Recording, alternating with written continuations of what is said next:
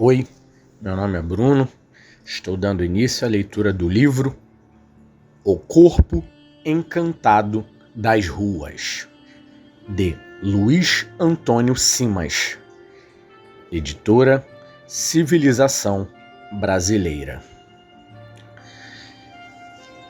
Peço que vocês, se gostarem, compartilhem, curtam o vídeo, por favor, é sempre bom lembrar isso. Também lembrar que sou contra pirataria, falsidade, o plágio, e parte deste livro eu vou colocar no canal Livro Raiz, somente para estimular a leitura.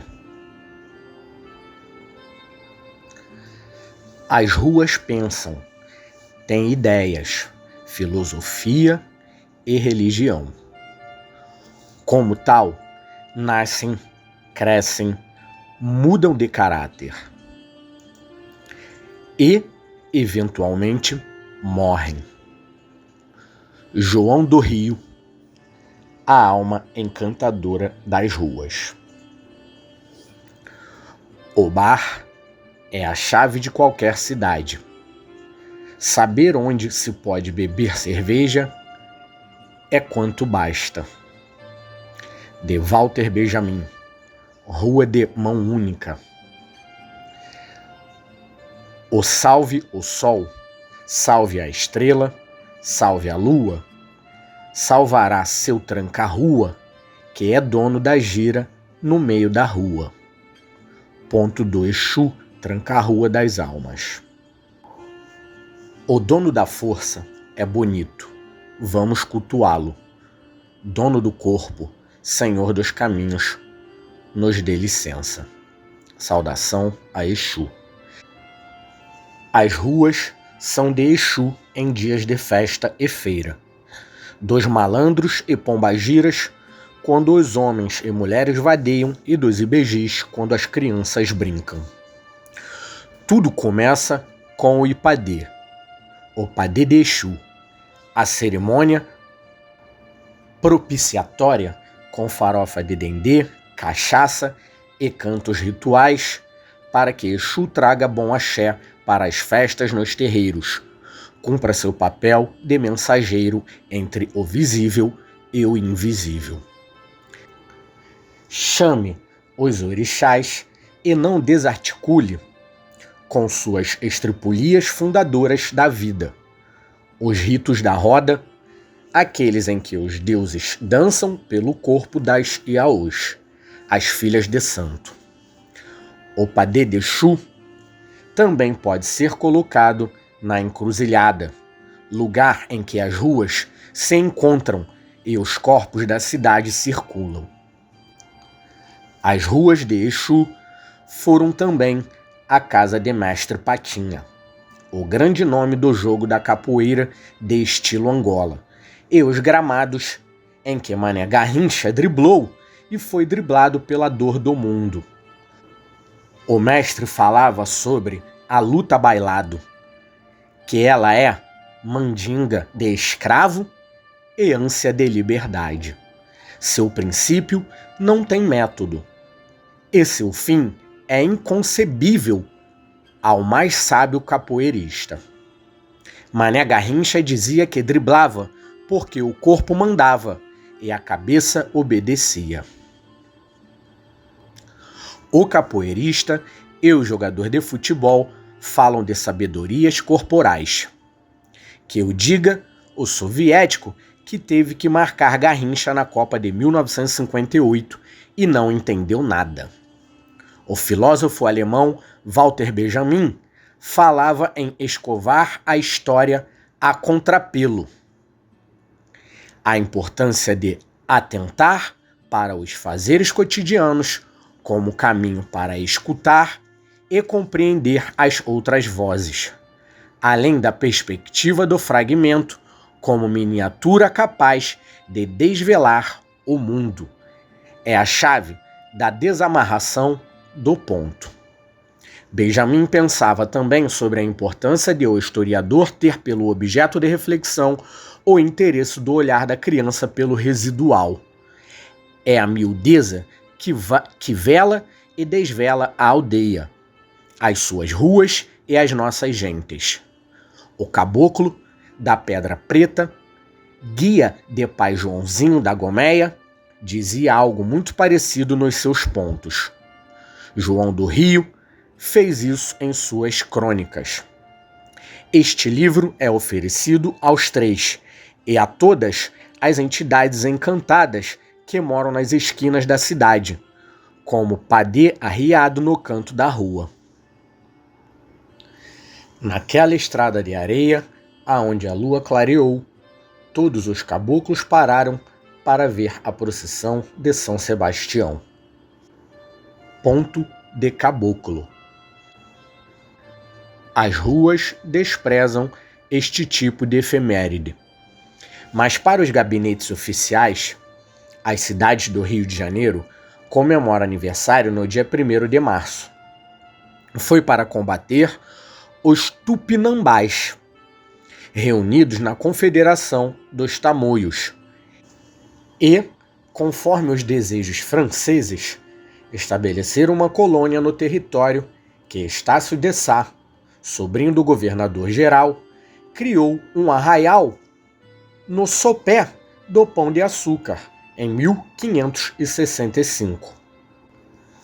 O episódio é consagrado pela historiografia oficial, cheia de pompas e salamaleques, para comemorar a cidade. A fundação, em certo sentido, escancara alguns dilemas que marcam os cariocas até hoje. Bravos canoeiros, guerreiros entrincheirados nas paliçadas de Uruçumirim, o atual Morro da Glória. Os índios resistiram, infernizaram a vida dos colonizadores, foram escravizados, combateram até o fim de suas forças e acabaram relegados ao subterrâneo da história. Quem ficou bem na fita foi o Araribóia, o chefe Temiminó, que se converteu ao catolicismo, aderiu aos portugueses, virou cavaleiro da Ordem de Cristo e recebeu por ter lutado ao lado dos europeus contra os tamoios. A Sesmaria do Morro de São Lourenço, origem da cidade de Niterói. No enigma da volta do mundo, são os tupinambás derrotados que descem nas umbandas cariocas para saravar a nossa banda. Ao drama da caça aos tupinambás, marco fundador do Rio de Janeiro, podemos acrescentar o horror da escuridão dos tumbeiros e mais de 300 anos de chibata. Estudos recentes indicam que, entre os séculos XVI e XIX, 1 em cada 5 pessoas escravizadas no mundo colocou os pés no chão da Guanabara. O vento carioca, que traz em suas asas o brado lancinante dos tamoios, sopra também os zumbidos dos chicotes nas costas lanhadas do povo do Congo e a melancolia de muitos fados. Eu poderia colocar pimenta no vatapá do mito do carioquismo, louvando o carioca maneiro e descolado, de bem com a vida, sorriso no rosto, havaianas nos pés e pele curtida de sol. Mas acho que os tempos são propícios também para outras matutações. É neste sentido que percebo, mirando as cidades que formam a grande cidade, que uma pista para se pensar, o Rio é atentar para a relação, aparentemente paradoxal, entre as elites cariocas, o poder público e os pobres da cidade.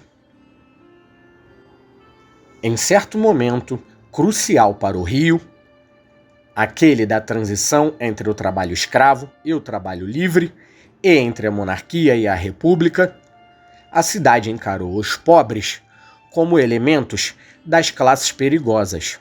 A expressão foi largamente utilizada em documentos oficiais do período, que maculavam, do ponto de vista da ocupação e reordenação do espaço urbano, o sonho da cidade moderna e cosmopolita.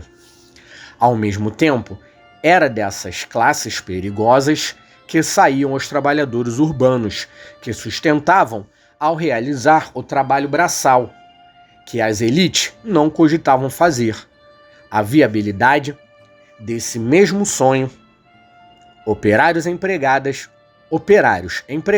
domésticas, seguranças, porteiros, soldados, policiais, feirantes, jornaleiros, mecânicos, coveiros, floristas, caçadores de ratos.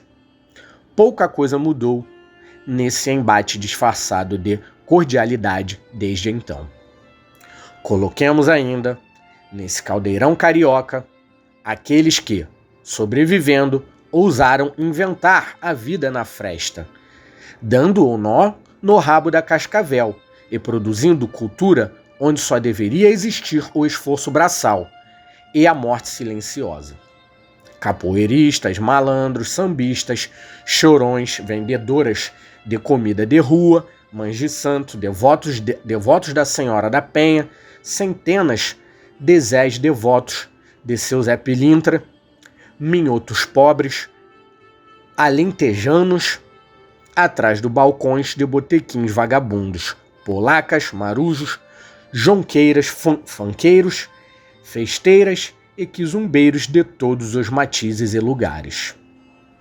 Para muitos é difícil admitir isso, mas os inventores do que há de mais forte na cidade do Rio de Janeiro não discutiram filosofia nas academias e universidades, não escreveram tratados, não pintaram os quadros do Renascimento, não foram convidados a frequentar bibliotecas, não compuseram sinfonias, não conduziram exércitos em grandes guerras, não redigiram as leis, não fundaram empresas e só frequentaram os salões empedernidos para servir às sinhás.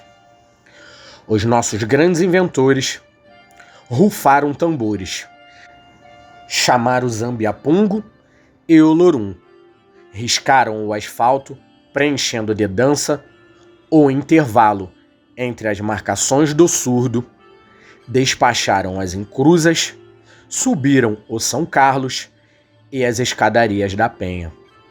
Bradaram, revividos, em seus santos cavalos, nas matas e cachoeiras, celebraram os mortos na palma da mão.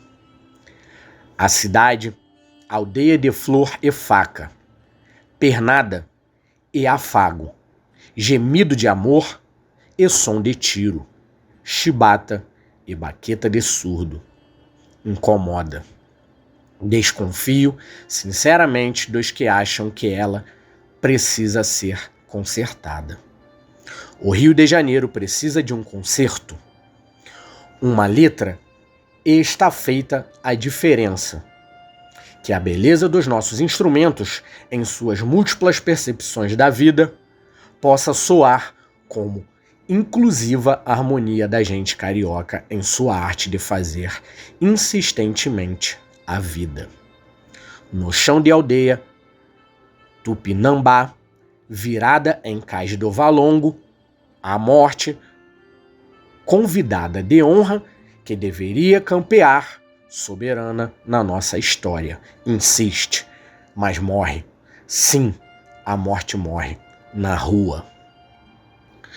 Então, essa é a primeira parte do livro O Corpo Encantado das Ruas, de Luiz Antônio Simas. Esse cara é genial.